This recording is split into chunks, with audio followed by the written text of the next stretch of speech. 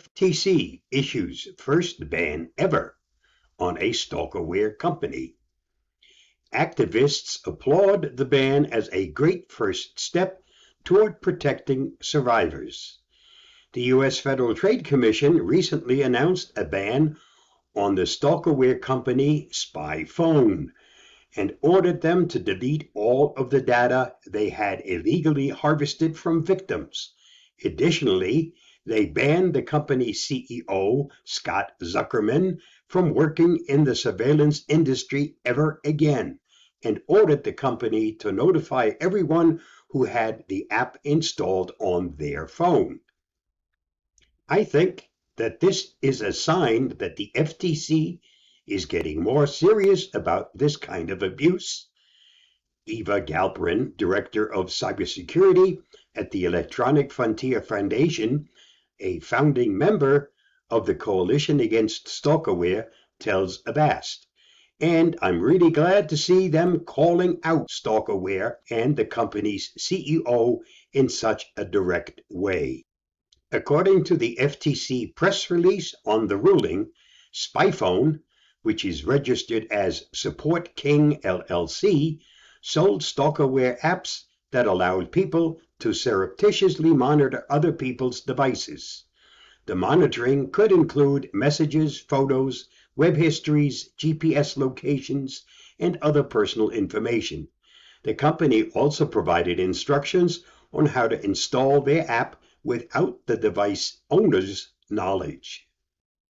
SpyPhone additionally failed to secure the personal data it stole by not encrypting personal information it stored, including photos and text messages, failing to ensure that only authorized users could access personal information, and transmitting purchasers' password in plain text, according to the press release.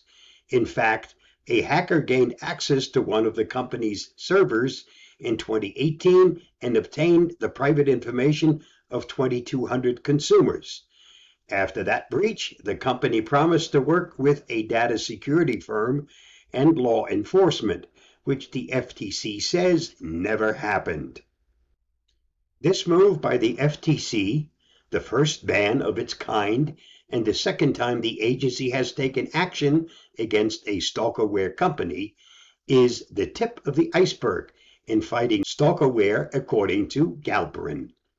Start with a ban, start with a decree, then move forward to do what you can in order to enforce these things, she said. And I think it makes stalkerware companies think twice about whether or not this type of business will be profitable for them. Christopher Budd, Senior Global Threat Communications Manager at Avast, also lauds the FTC move, but wonders what might happen next. Now that this has happened, does this mean the program disappears from the internet entirely? Or is there a way the company could start selling it on third-party sites from abroad? Budd says. We see this with ransomware groups all the time. They close up shop, throw their code out to the wider world, and someone else picks it up and carries on the work, or they set up shop somewhere else. In the meantime, there are steps a survivor can take if they receive the warning that a SpyPhone app has been installed on their phone. And while Galperin acknowledges that we don't yet know exactly what the warning will say, she hopes that the notification process includes tips on how to remove it and for clarification about whether or not the spying is currently ongoing or whether it's in the past. Galperin also warns that removing a stalkerware app can further escalate a domestic violence situation, as the abuser could become enraged at the removal of access. That doesn't mean, however, that a survivor must simply tolerate being stalked. Erica Olson, Safety Net Project Director for the National Network to End Domestic Violence, tells Avast that the first step to clearing any stalkerware from a device is to trust your instincts. Most of the time, A survivor believes this is happening because the abuser just knows too much about their activity, is in their accounts, etc., Olson says. We suggest that survivors try to pay attention to what the abusive person seems to know and narrow down options for how they may know it.